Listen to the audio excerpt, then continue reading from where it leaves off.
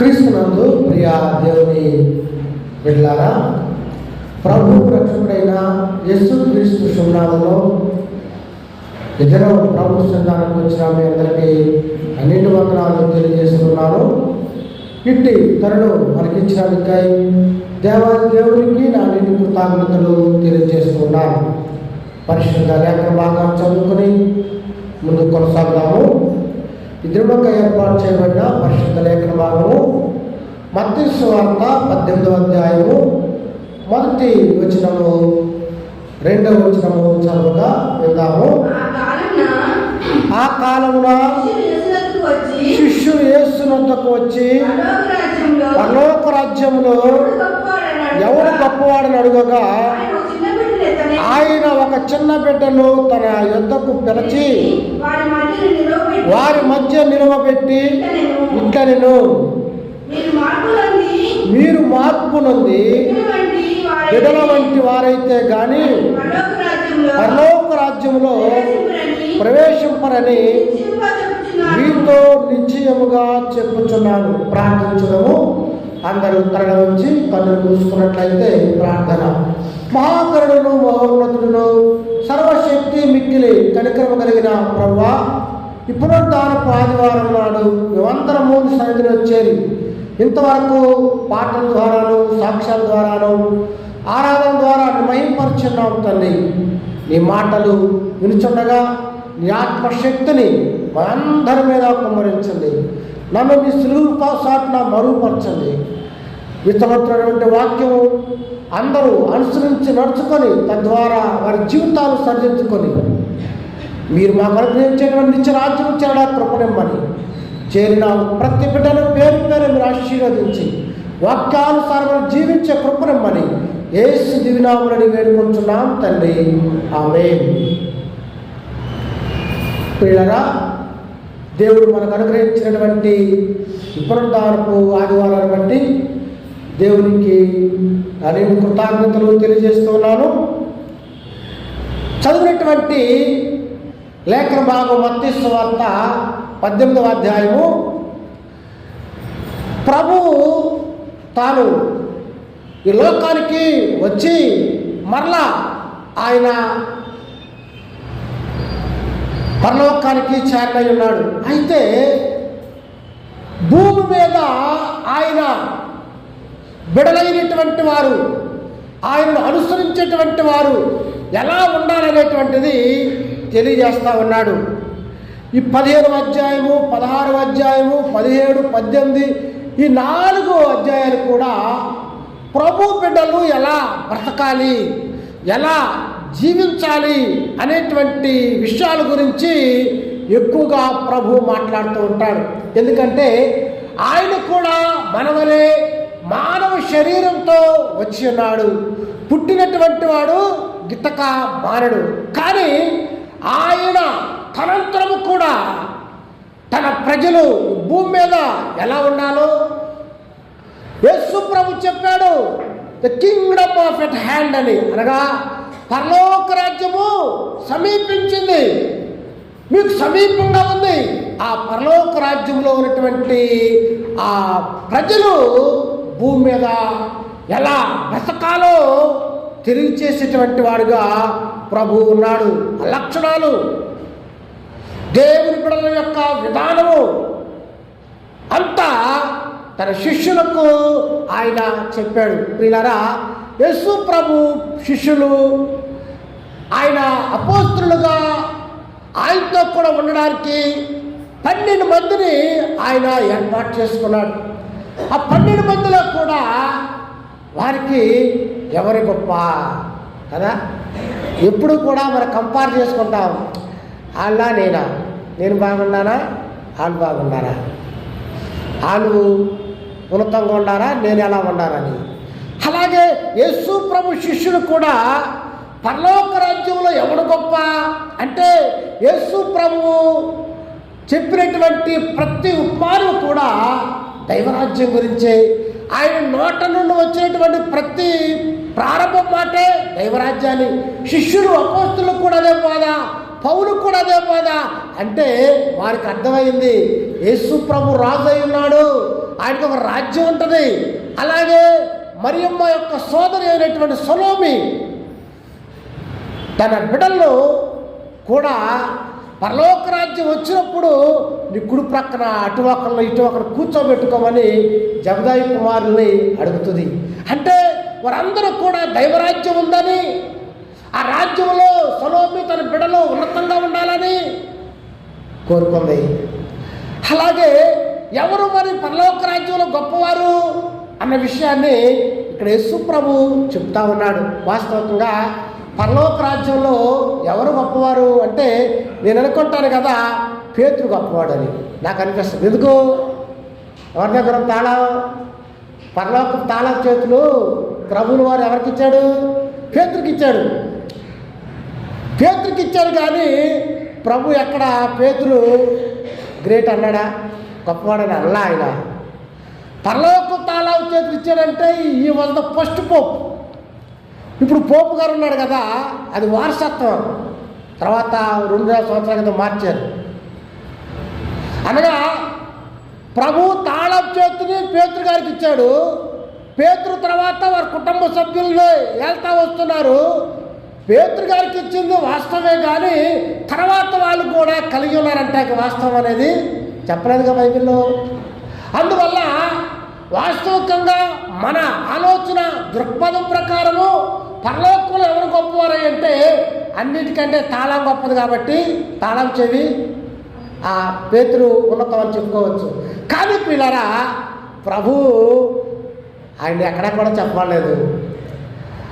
ఇంకా యేసు ప్రభు ఈ మత్తయి సువార్తలో ఏం చెప్తాడంటే, తన తల్లి వారి సహోదరు బయట నిలబడి ఉంటే, అయ్యా నీ తల్లిదండ్రులు ఉన్నారు బయట, వాళ్ళు సోదరులు ఎదురు చూస్తారంటే ప్రభు అంటారు, నా తల్లి ఎవరు, నా సహోదరులు, తండ్రి చిత్తం చేయవాడే నా సహోదరుడు, నా తల్లి అని ప్రభు మాట్లాడతారు. చూసారా?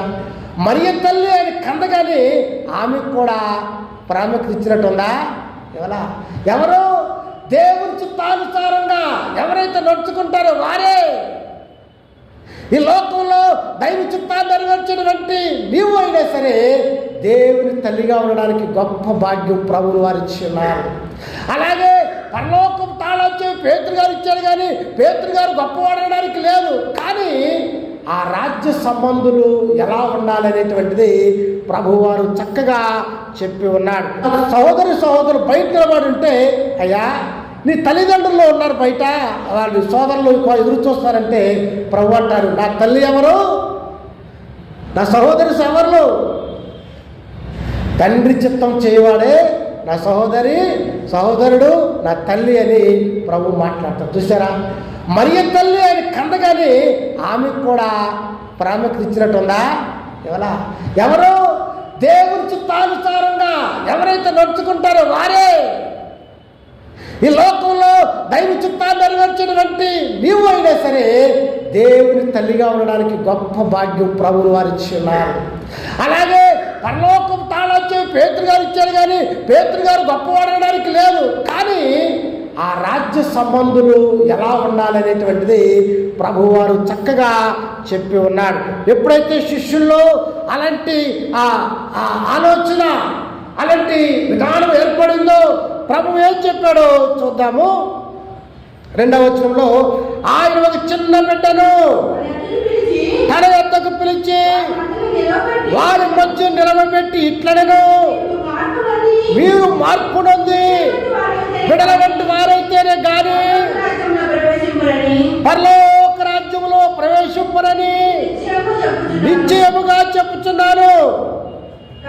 కాగా ఈ బిడ్డ వలె తన్ను తాను తగ్గించేవాడెవడు వాడే పరలోక రాజ్యంలో గొప్పవాడు. చాలు పిల్లరా, ఎవరు గొప్పవారు పరలోక రాజ్యంలో అన్న విషయాన్ని ప్రభువు చెప్తా ఉన్నాడు. ఎవరు గొప్పవారంటే మీరు మార్పు నొంది బిడల వంటి వారైతేనే కానీ పరలోక రాజ్యంలో ప్రవేశింపరు. చూసారా? ఎవరు గొప్పవారు, ఎవరు పరలోక రాజ్యంలో ప్రవేశిస్తారు? చక్కని మాటలు ప్రభు చెప్పాడు. మీరు మార్పు నుండి, ఏ మార్పు? బాహ్యంగా మన శరీర తత్వం ఎప్పుడు మారిపోతూ ఉంటుంది కదా, బాహ్యం మారిపోతుంది. కానీ ప్రభు అంటాడు కదా, మీరు మార్పు నుండి ఎలాంటి మార్పు పొందాలో దానికి ముందు అధ్యాయంలో యేసు ప్రభు స్వయంగా ముగ్గురికి చూపించాడు. ఎవరికి? పేతురు, యోహాను, యాకోబుకు ఒక పర్వతం మీదకు తీసుకెళ్ళాడు. ఆయన తీసుకెళ్ళి ఆయన రూపాన్ని మార్చి ఆ రూపాంతరము పొంది వారు ముగ్గురు చూశాడు. ఇప్పుడు మార్పు పొందాలంటే ఆ రూపాంతరం అనేటువంటి బైబిల్ అర్థం ఏమిటంటే అంతరంగాన్ని బయటకు చూపించడమే రూపాంతరం, మార్పు చెందటం. ఇక్కడ మార్పు అంటే ఏంటి? మన అంతరంగంలో మార్పు చెందడం మార్పు అంటే. ప్రభు అంటున్నాడు, మీరు నా వలే అంతరంగంలో మార్పు నొందిన వంటి వారైతే దేనికి ఎక్కడ ప్రవేశిస్తారు? పరలోక రాజ్యంలో ప్రవేశిస్తారు. అంతేకాకుండా తన్ను తాను తగ్గించుకున్నవాడు, ప్రియా దేవుడులారా, కాగా ఈ బిడ్డల వలె తన్ను తాను తగ్గించుకున్నవాడెవడు? వాడే పరలోక రాజ్యంలో గొప్పవాడు కదా. ఎంత అద్భుతం!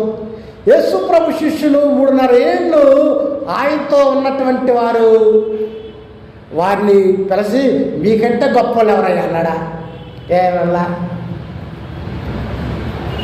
ఒక ఆంతరంగికమైనటువంటి పేతురు, యోహాను, యాకోబు వారికి కొన్ని అధికారాలు. వారు 12 మందిని పిలుచుకుంటే ఈ ముగ్గురేమో ఏర్పాట్లో ఉన్నవాళ్ళు. యు ఆర్ ద గ్రేట్ అన్నాడా? వీరు గొప్పలు అన్నాడా? అన్నదే. కానీ యేసు ప్రభు చెప్పినటువంటి గొప్ప సూత్రం ఏంటంటే, ఎవరు గొప్పవాళ్ళంటే తన్ను తాను తగ్గించుకున్నవాడు గొప్పవాడు, మార్పు నొందిన వాడు గొప్పవాడు. ఎవరైతే ఆంతరంగికమైనటువంటి మార్పును, శుద్ధిని కలిగినటువంటి వారిగా ఉంటారో వారు పరలోక రాజ్యంలో గొప్పవారు. ఎలాంటి వారు? ప్రభువు అక్కడ చిన్న బిడ్డను పిలిచి అడుగుతున్నాడు, చూపిస్తా ఉన్నాడు వాళ్ళకు.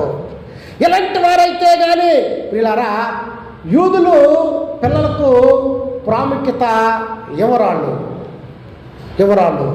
అంతేకాకుండా చాలా మతాలలో ఒకసారి రామకృష్ణ మిషన్ అని ఉంటుంది. అది హిందూ ధార్మికమైనటువంటి సంస్థ. ట్యాంక్ బండ్ కింద మా కాలేజీ పక్కనే ఉంటుంది. అక్కడ బోర్డు పెట్టి ఉంది, children's are not allowed because they distract to others అని. అంటే చిన్నపిల్లలు ఇతరులకు ఇబ్బంది పెడతారు, ఏడుస్తారనో కానీ కొన్ని ధార్మికమైనటువంటి కార్యక్రమాలకు అనుమతి ఉండదు వాళ్ళకు. అలాగే కొన్ని విషయాల్లో. కానీ ప్రభు అంటున్నాడు, అలాంటి వారిదే పరలోక రాజ్యము. ఎందుకు యేసు ప్రభువు ఆ చిన్న బిడ్డలు కోరుకుంటున్నాడు అంటే, చిన్న బిడ్డలని కాదు కానీ అది ఒక అలంకారంగా చెప్తున్నాడు ప్రభు. పోతు చెప్తున్నాడు, ఇలాంటి వారైతే కానీ పరలోకం. అనగా అలాంటి మనసత్వం. చిన్న బిడ్డలు అధికారం కోరుకుంటారా? అమ్మా, ఉన్న స్థానాన్ని కోరుకుంటారా? వారిలో సరళత ఉంటుంది.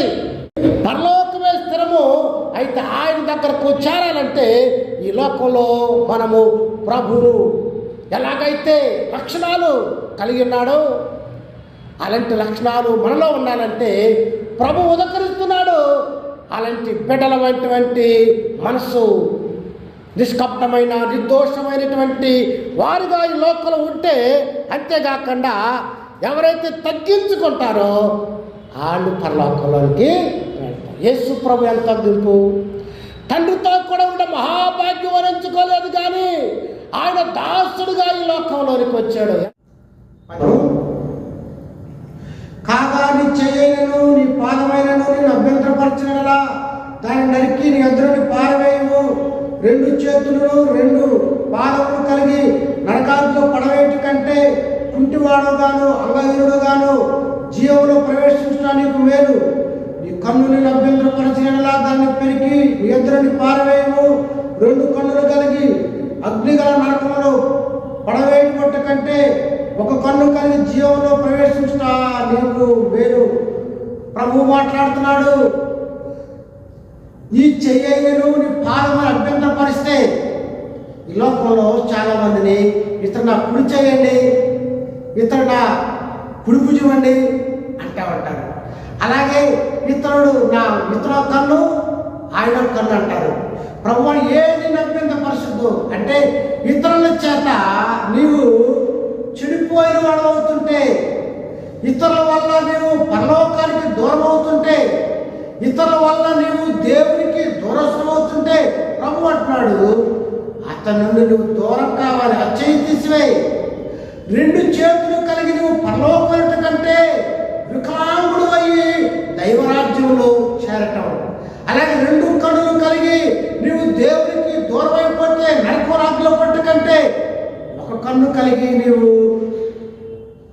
పరలోకానికి వెళ్ళటము ఆశీర్వాదము. అందువల్ల ప్రియులారా, ఏది నిన్ను ప్రభు నుంచి దూరం చేస్తుందో వాటి నుండి నువ్వు దూరం కావాలని ప్రభు మాట్లాడుతున్నాడు. క్రీస్తు ప్రియులారా, ఒకవేళ భౌతికంగా కూడా నీ చూపు సరలేకపోయినట్లయితే ఆ కన్ను పెరిగిపోయి మాట్లాడు అంటే అలంకారంగా ప్రభు మాట్లాడుతాడు. నిజంగా చేయి తీసేవని కన్ను తీసేవంటే క్రైస్తవులంలో వికలాంగులు అయిపోతారు. ప్రియులారా, ఇది అక్షరార్థం కాదు, కానీ నీవు వీటిని అర్థం చేసుకొని ఈ లోకంలో జ్ఞానంగా ఉండాలని, ఎవరిని అభ్యంతరపరుస్తారో వారికి దూరంగా ఉంటూ క్రీస్తుకు నువ్వు దగ్గర కావాలని, దైవరాజ్యంలో ప్రభువు నువ్వు చేరాలని, ఆయన దైవరాజ్యం చూడాలని ఆశపడేటువంటి వాడుగా ఉన్నాడు. 10వ వచనంలో, ఈ చిన్నవారిలో ఒకరినైనా తునీకరింపకుండా చూసుకొనండి, వీరి దూతలు పరలోకమందు నా తండ్రి ముఖమును ఎల్లప్పుడూ పరలోకమందు చూచునని మీతో చెప్తున్నారు. వీళ్ళారా, చిన్నవారిలో ఒకరినైనా తునీకరింపవద్దు. చిన్నవారిలో కూడా దైవ స్వరూపం ఉంది, చిన్నవారిలో కూడా ఆత్మ ఉంది. వీరి దూతలు అనగా ప్రభువు దూతగా ఉన్నాడు. ఆదికాండం 18వ అధ్యాయంలో అబ్రహామును దర్శించినప్పుడు 3 దూతలని రాయబడి ఉంది.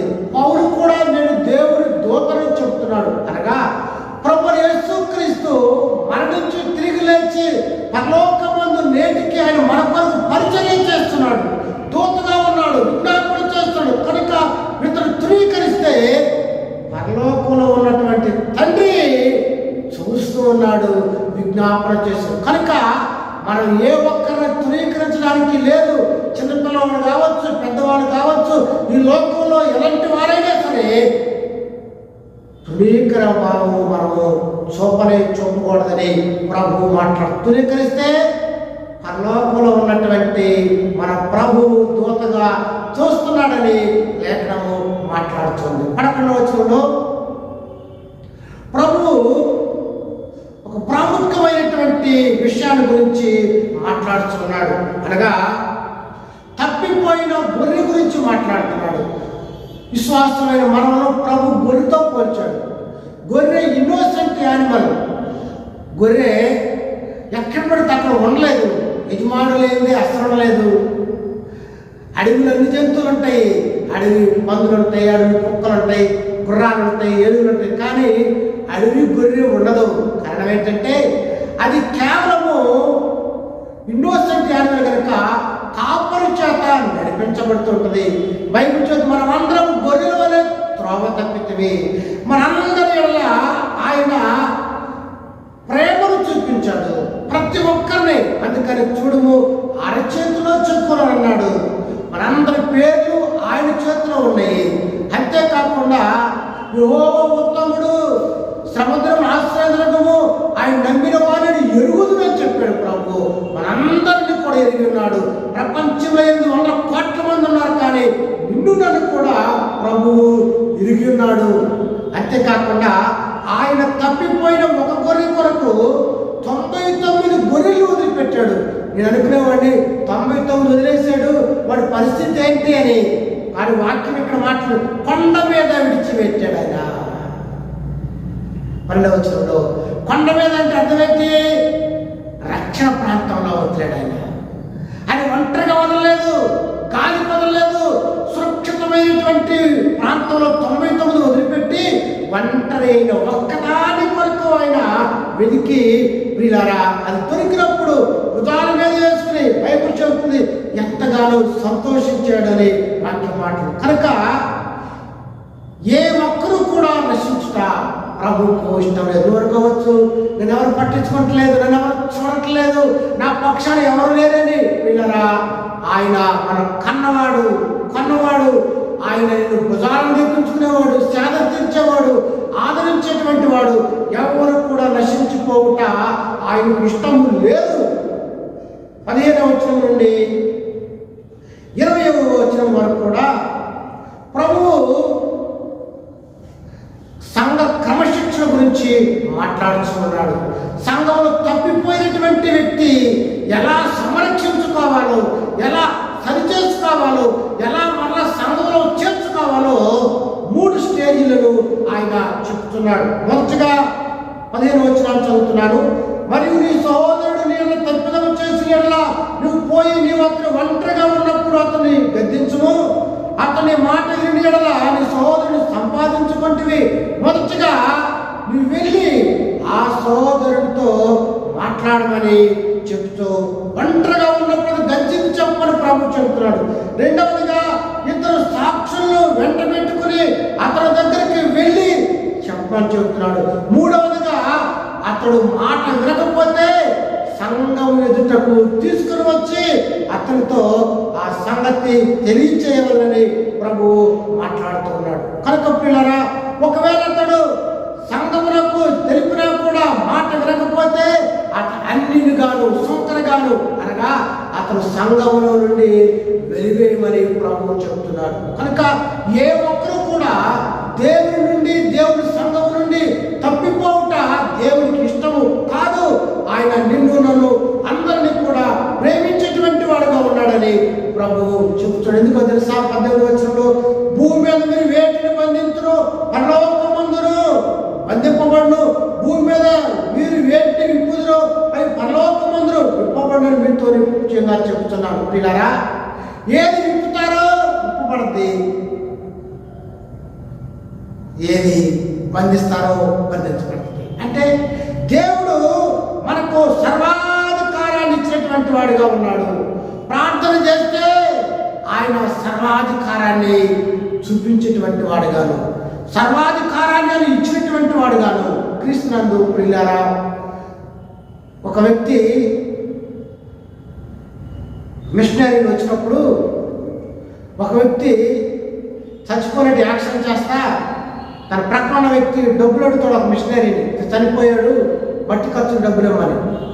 ఆ మిషనరీ ప్రార్థన చేయగానే బతుకున్న వ్యక్తి యాక్షన్ చేసిన నిజంగా చచ్చిపోతాడు. ప్రార్థన చెప్తుందో ఏది విప్పుతారో విప్పబడుతుంది, ఏది బంధిస్తారో బంధించబడుతుంది. కనుక ప్రార్థన గొప్ప శక్తి. నా యందు విశ్వాసం ఉంచేవాడు నాకంటే గొప్ప కార్యాలు చేస్తాడు. కారణమేంటి? ఏది బంధిస్తారో బంధించబడుతుంది, ఏది విప్పుతారో విప్పబడుతుంది. సర్వాధికారం ప్రభు ఇచ్చినాడు. 20వ వచనంలో 52 నాములు ఎక్కడ కూడిందరో అక్కడ నేను వారి మంచిని ఉందని చెప్పాను. ప్రభు మాట్లాడుతూ అద్భుతమైనటువంటి వాగ్దానము. ఎక్కడ 2-3 నా నామాలు కొడతారు, ప్రభు ఎక్కడ కూడా ఫలానా స్థలంలోకి వెళ్ళండి, ఫలానా మందిరంలోకి వెళ్ళండి అనలేదు. కానీ మీరు ఎక్కడ కొడతారో 2-3 అంటే కుటుంబంగా భార్య భర్త పిల్లవాడు వారి మధ్య నేను నివాసం చేస్తాను. యోహాను సువార్త 14వ అధ్యాయం చూస్తాం కదా, నన్ను ప్రేమించే వారితో మేము నివాసము చేస్తాము. కనుక పిల్లరా, దేవుని ప్రేమించే వారి ఎదుట ఆయనే నివాసం చేస్తానని. ఆయన నివాసం చేస్తే మనకు ఏ కొదువ కూడా ఉండదు. అందువల్ల మనము ప్రభు ప్రార్థన చేసే వారి ఎడల, నిజంగా మొరపెట్టిన వారి ఎడల ఆయన సమీపంగా ఉంటాడు. యానేనగా 2 ప్రభు క్షమాపణ గురించి ఉపమానాన్ని చెప్తా ఉన్నాడు. పరలోక రాజ్యము ఎలా ఉందంటే, యజమానుడు లెక్క చూసినప్పుడు తన దాసుడు 10,000 తలంతులు ఇవ్వాలి. దాసుని పిలిచి అడుగుతాడు, నువ్వు అప్పు చెల్లించమని. ఆ దాసుడు ఏం చేస్తాడు తెలుసా? అతడు 26వ వచనంలో సాగిలపడి మొక్కి, నా ఎళ్ళను ఓర్చుకో, నేను నీకు చెల్లించలేను, క్షమాపణ అడుగుతున్నాడు, పశ్చాత్తాప యజమానుడైతే నీ భార్యను, నీ పిల్లలను, నీ కలిగిన యావదాస్తిని అమ్మి నాకు చెల్లించమంటే యజమానుడు అతని హృదయ స్థితిని చూస్తున్నాడు, పశ్చాత్తాపాన్ని చూస్తున్నాడు, పరివర్తన చూస్తున్నాడు, మార్పును చూస్తున్నాడు. కనుక ఓర్చుకోమని చెప్పగానే అతన్ని వదిలిపెట్టేశాడు. మరి ఈ దాసుడు ఏం చేశాడు? క్షమాపణ పొందినవాడు. ఈయనకి 100 దేనారాలు ఇవ్వాలి. ఒక వ్యక్తి 100 దేనారాలు ఇవ్వవలసిన వ్యక్తిని పేరు పట్టుకుని నాకు ఇస్తావా ఇవ్వ అంటున్నాడు.